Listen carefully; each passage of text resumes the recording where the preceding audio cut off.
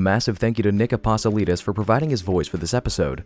Hey, it's Leon, and you're watching a show where we basically take the camera anywhere we want to try to find secrets and new discoveries to some of our favorite games, which is good for me because, let's just say it, I've already discovered the insides of one too many ganados, and it's not a pretty sight. So, if you all don't mind, I'm more than happy to leave this one to Boundary Break. Leon out.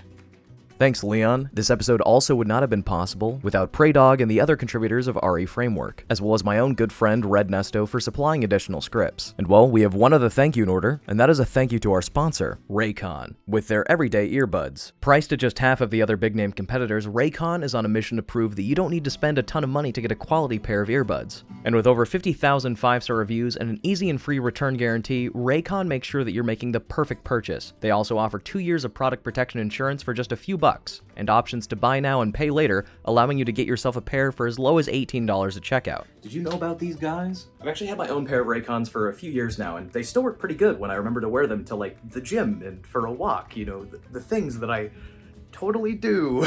One of my favorite parts of Raycons are these custom gel tip sizes, which allow them to fit in pretty much any ear comfortably. So that way you can kind of just slam your head in any direction and they won't fall out. Notice how they stay in, even when I get crazy. The everyday earbuds also have 8 hours of playtime before needing a charge, meaning I've got enough battery to play Breezy Slide 128.25 times in one sitting, as is tradition in my home. I even wore them while I was writing and reading out this ad read, but you probably couldn't even tell. Click the link in the description box or go to buyraycon.com/Shesez to get 15% off your Raycon purchase. Thank you to Raycon for sponsoring this video. And without further ado, let's get into the discoveries proper. Starting off, right before you get into the house at the start of the game, there are a couple things stored outside of the map. First of which being the ganado and the policeman, who are stored in their default poses somewhere in the village area before their respective cutscenes. Beneath them, though, is Hunnigan's room, which she says covered in a YouTube short. And as a quick recap, there are some sticky notes underneath the monitors. One of them says pick up new glasses, get contact lenses. The other one says bingo, Friday at 10 p.m, book club next Sunday, and the other one says dispatch chopper. Now, you never really get a good look at the entire room, and honestly, there's not too much to see. It is fully modeled. There's a whole bunch of little details like CDs scattered everywhere, whole bunch of notes, whiteboards, folders. There's even multiple labeled exits, and floating TVs that aren't attached to anything, but for the most part, you don't end up seeing this room, and these post-it notes end up really only being visible at the end screen when you get your results for the story. So it's surprising that they put this level of detail into the environment.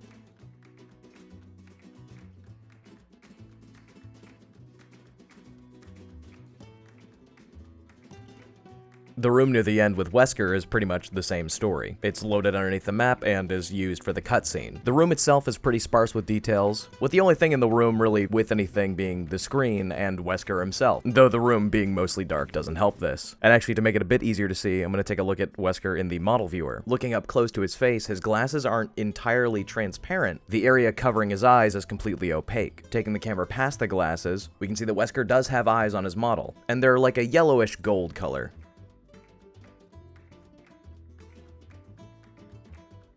Using this camera, we can actually get a pretty good look at a whole bunch of different low poly enemies throughout the game. Pretty much any time that they're further than 6 feet away from you, the model that you're looking at will end up being a lower level of detail. In one particularly extreme example are the zombie dogs, which almost always have an incredibly low level of detail until they're pretty much mid-attacking you.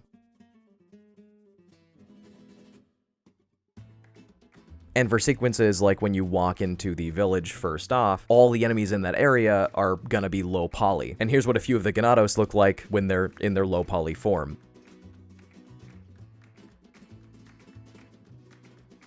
One particular sequence where a lot of low poly ganados are used is when you're fending them off inside the house, where everybody outside that doesn't end up coming inside is just a low poly model. And funnily enough, there's just a couple enemies that are set to just keep running around in a circle, and once they finish at the end of the path, they're set back to the start, and they just keep doing that to give the appearance of movement outside, rather than moving the entire crowd, who just stand there idly.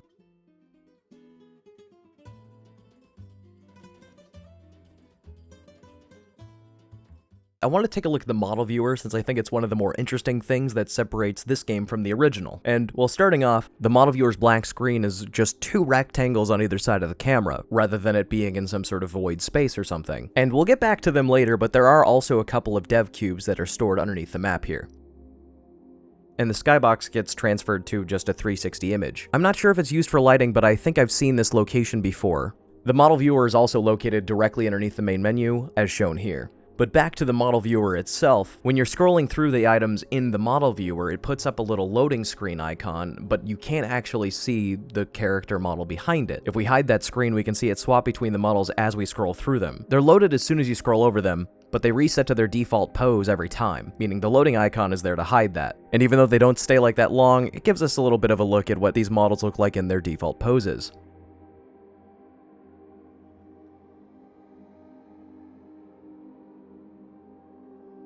There are two different main menus, one at the start of the game when you haven't done anything, and one when you finish the game. The one at the start of the game being an infinitely scrolling forest. And this infinitely scrolling forest is of course not actually scrolling infinitely, and the way that that's pulled off is that as your camera gets to a certain point in this pathway, it just teleports back to the start. And to pull off this effect, the pathway is separated into small identical chunks that just extend out for a pretty long distance, thereby making the cycle really unnoticeable. The only way that I was able to tell that this is actually what's happening is by setting the timescale of the game to 5 times normal speed, which caused the fog to reset on every cycle. The second main menu is in the village, and scrolls by in a similar way to the one in the original game, where the camera's panning left to right, but whereas in the original game it was just a really long image separated into chunks that would continuously move to the end of the line as the image scrolled by, this one takes place on a fully 3D map, though it's a much emptier version of the village that you go through in the game itself.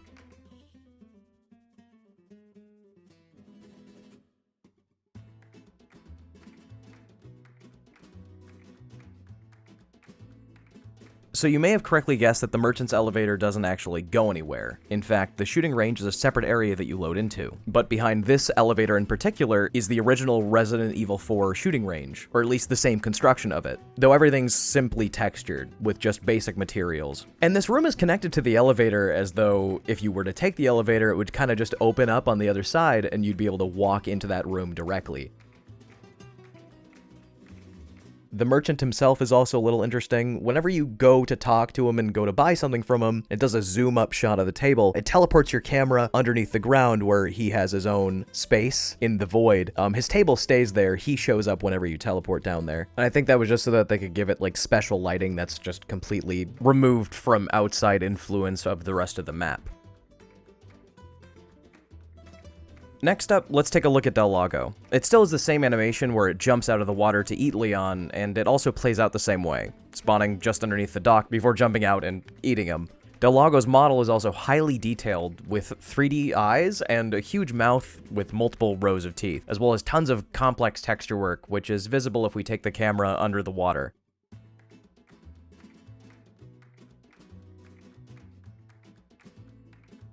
During Lago's fight, there's also slight periods where it goes under the water and you sit there for a while before it re-emerges to attack you. When this happens, Lago is just placed under the water in an idle animation before teleporting into position.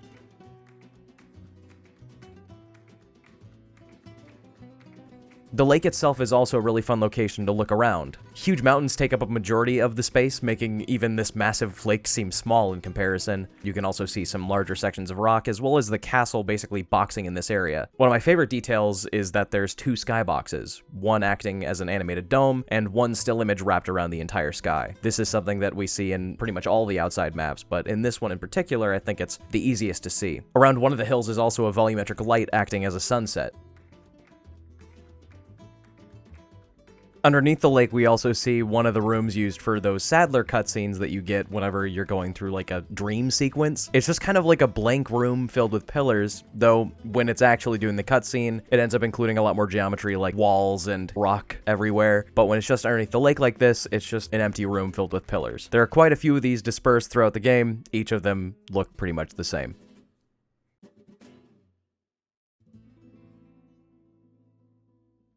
Another thing, whenever you open up an inventory menu, like the typewriter to save, or open up your attaché case, or even pick an item up, your camera's taken somewhere under the map. And I know you're probably wondering, well, how does it do that? I can see the gameplay in the back, but you're not really. You see, what happens is whatever your camera can see is taken as an image and put behind to trick you into thinking that is still your view.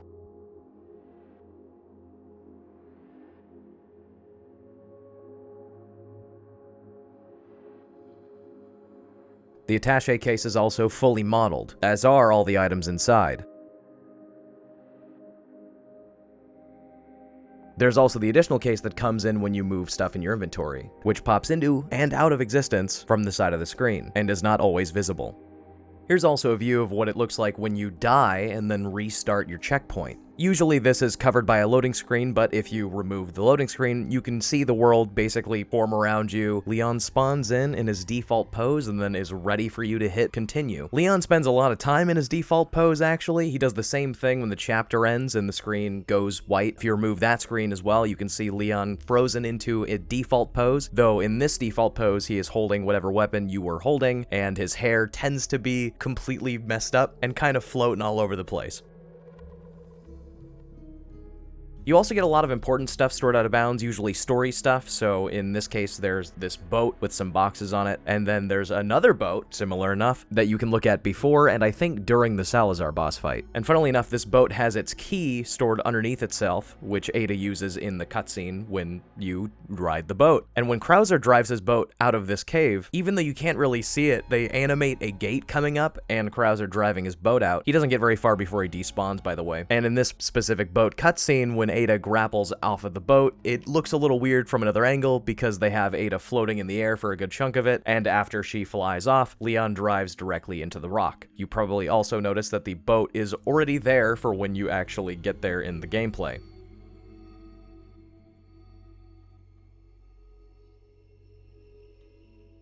And in the village where the policeman gets burned to death, his burned body is stored underneath his normal body, up until they actually burn him. And, well, his normal body doesn't really seem to care about his impending death. Also, as some of you may know, there's a church bell that you can shoot with a sniper from a rooftop in the village itself. And if we take the camera over there, we can see how much of that area is actually modeled and loaded into the scene. And turns out, it's just the church itself, without any ground around it. And being so far away from the player, it is pretty low poly, though it is rendered on all sides. And you can see the church bell closer here.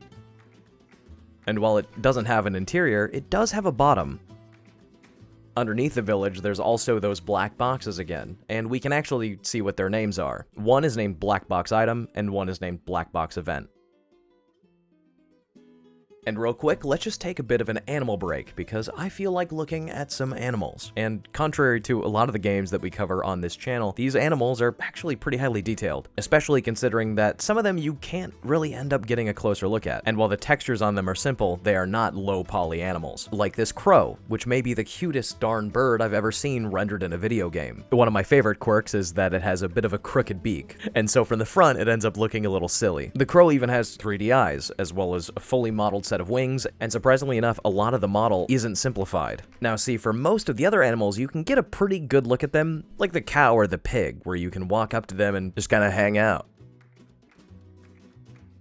But now when it gets to the bat, that's where I get confused, because the bats fly really fast and you don't really get a good look at them when you're walking up to them. And yet, even then, also fully modeled with intricate texture work and fully modeled. I mean, they've given it bones and slightly see-through wings. You can see the veins, for crying out loud.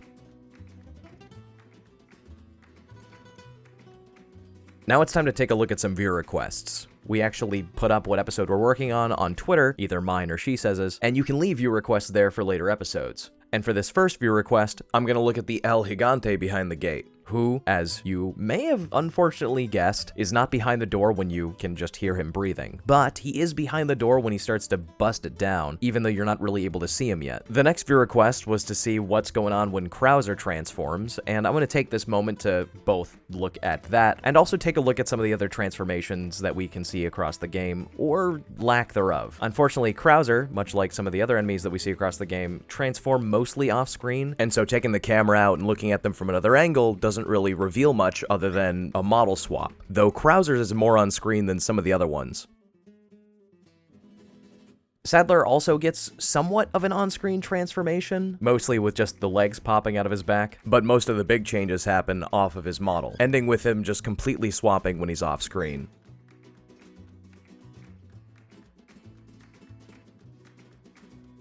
Mendez's transformation is actually the most unseen, as he just model swaps while he's off camera. There is no transformation visible in the scene itself. So what ends up happening is kind of the only transformations that we get to see are when enemies have the plaga come out of them, which is really hard to see and really only visible when you slow it down. Otherwise, the animation ends up happening really fast. If we do slow it down though, you can see that it just scales up out of the hole in the neck, but it's super obscured through blood and viscera, so it's, you know, not exactly the best transformation to look at. Back to Mendez's boss fight, by the way. During the cutscene, there's a box that just floats above his head in a couple different camera cuts, and I think it probably might be there to swap out his character when the time comes, but I can't really tell. There wasn't even a tag on it when I was looking in the object viewer. And funnily enough, Mendez's boss form is stored on the pathway to the castle outside of the barn before you even get in there. The game doesn't store bosses always like this, but in one case, such as that first Krauser knife fight, he's stored in the spot where you end up fighting him, but if you somehow get up there without taking the elevator or without Luis, he's just kind of standing there in a form that you can't really damage, and he doesn't even react to your presence. And thanks to the free cam and a fixed field of view, we're also able to take a look at cutscenes from other angles, but unfortunately, for the most part, they're not really that fun to look at. The way that they lit cutscenes in this game ends up taking up a majority of the screen when you take the camera outside of the intended view, as there's these ball lights that kind of obscure most of the action and most of the screen when you look at them from literally any other angle than the preset. Though sometimes they do end up using spotlights that are not completely blinding to the screen. And in this particular scene, this is how fast Krauser actually moves.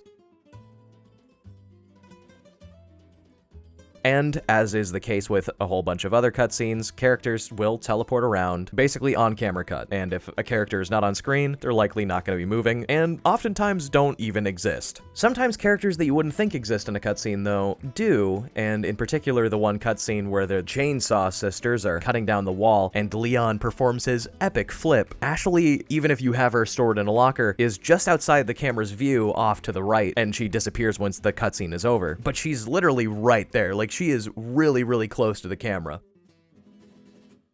There's also one little cutscene as you're crossing the bridge that ends up obscuring most of the map from your view, but if we take the camera away from that bridge, we can see the level unload behind you in kind of a massive chunk. Also, one of my favorite visual things is there is a light that follows the player pretty much everywhere you go, and this is how Leon stays constantly lit no matter what environment you're in, but it's not tied to Leon specifically, it's tied to where the camera is looking. And so if you widen up your view or lock the camera, you can see the edges of this light and how it follows you around. And because it's tied to the camera and not Leon specifically, if you move the camera around Leon, the light will do so as well, basically acting as a spotlight. And while you may have been expecting your head to unload when you aim down sights with a rifle, that's actually not what happens. What happens is a little stranger. So when you aim down sights with anything that pulls a scope up to your face, like the bolt action or whatnot, Leon's hair disappears. Now, obviously this is to avoid the hair getting in the way of the screen, but it's just really funny to see Leon become kind of bald, and if you fire the bolt action rifle, every time you pull the bolt back, Leon's hair comes back, and so you get kind of a funny sequence of Leon becoming bald and unbald very quickly. With a scope on your gun, this visual gets a little bit more exciting because it unloads the gun and just keeps the scope on screen, and if you have a weapon with a magazine, that magazine stays loaded underneath the weapon, even though the weapon itself is gone.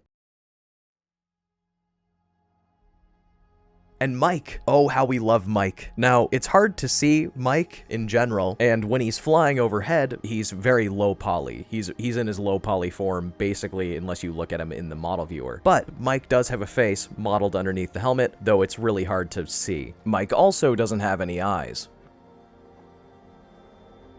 And interestingly enough, when Mike's helicopter crashes, it doesn't leave any debris. It just goes up in a blaze, and there is no wreckage anywhere.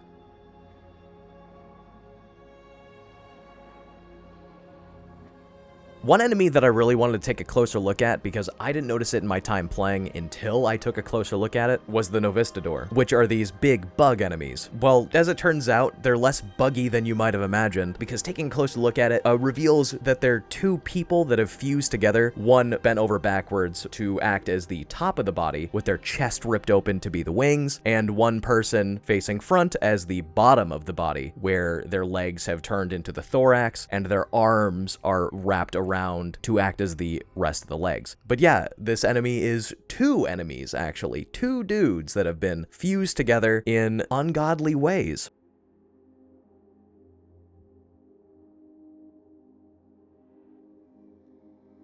There's also everybody's favorite enemy, the Regenerators, and you may have correctly assumed after you shot them and you could kind of see the little plagas peeking through them that they do have them inside there, and if we take the camera inside their body, they are still there. Interestingly enough though, if you see a Regenerator inside a bag, they are actually inside that bag. We take the camera inside, we can see how they're kind of bent into place to fit inside.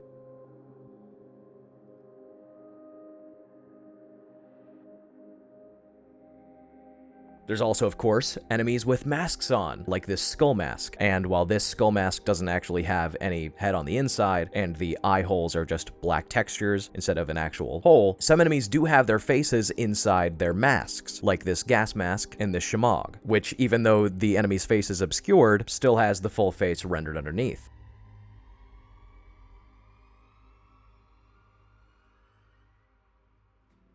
This is not the case for everybody though. With this hooded enemy in particular, their face is only rendered as far as their eyes, with the rest being culled out. There's also one enemy in particular wearing a welding mask who has two faces. They have two sets of eyes, but only one kind of full face. So it's not like two duplicated faces. There's two distinct different faces. And this isn't seen in any of the other enemies that I looked at. This particular enemy just has two sets of faces.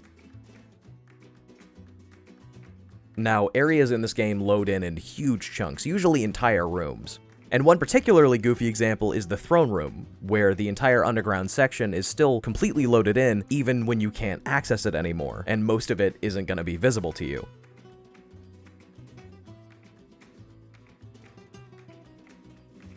And some of you might have also been wondering if items are preloaded into boxes, and they aren't, but they are preloaded into areas. So if we take the camera into the village at the start of the game and look around, all the items that are pre-placed onto tables and stuff, or on the wall like this shotgun, are still there, even if they're missing items like their frame or whatnot. But items inside boxes are not pre-placed. They show up only once they're broken or opened. This is not the case with key items that are placed inside contraptions or treasures that are also placed inside contraptions. Those items are preloaded into the scene, and when you open up whatever that treasure is or whatever that contraption is, the item just reveals itself. And while I'd love to talk about this minecart section all day, for the most part it is pretty boring. It's this really long tunnel with tons of sections that branch off. Taking the camera outside of it, you can kind of see how the tunnel is constructed. It's really just one long roller coaster ride. Of course, as you go through it, areas load in front of you and deload behind you, and oftentimes it's loading these huge sections. And since you're stuck viewing the game from this angle while you're riding through here, there's a lot of stuff that you can end up missing, like the railways that you're riding on often don't actually touch the ground if you appear to be really high up, because you are really high up, and the model for the railing that you're on doesn't really extend that far down, but you can't really see that from the angle that you're riding at. I also really want to mention that during the minecart section, at one point it loads in this forest area that might be used for another area, but I couldn't quite tell. But yeah, there's just a slab of hill here that you can't see from inside the tunnel. There's also, of course, one section where you go outside and you can see the wall of the castle. And in this particular area, only this one, this is the only one in the entire game that I saw it, there are these dev textures. They're this orange checkerboard design, and they wrap around the floor of this area.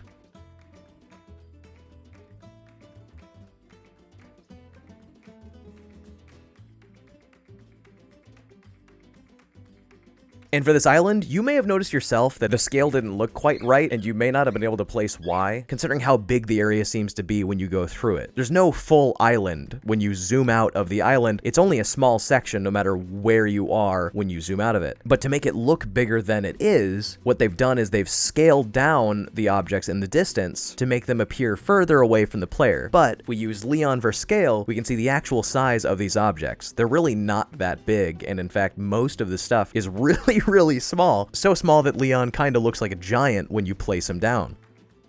Inside the clock tower, there's also these gears, and unfortunately, not all of them follow the gear process of actually turning each other, but there's one specific element where it's multiple gears combined, and this one does, and it pleases my brain. And so while they didn't have to do this, I'm glad that at least one element inside the clock tower is synchronized to turn with the rest of the gears that they're connected to. There's also multiple traps that you come across during the entire game, one of which being dynamite hooked up to a tripwire, and there's not a whole lot to these explosives themselves other than on the side of them it says damage explosive. But what's interesting is on the top of this trap, it has a note.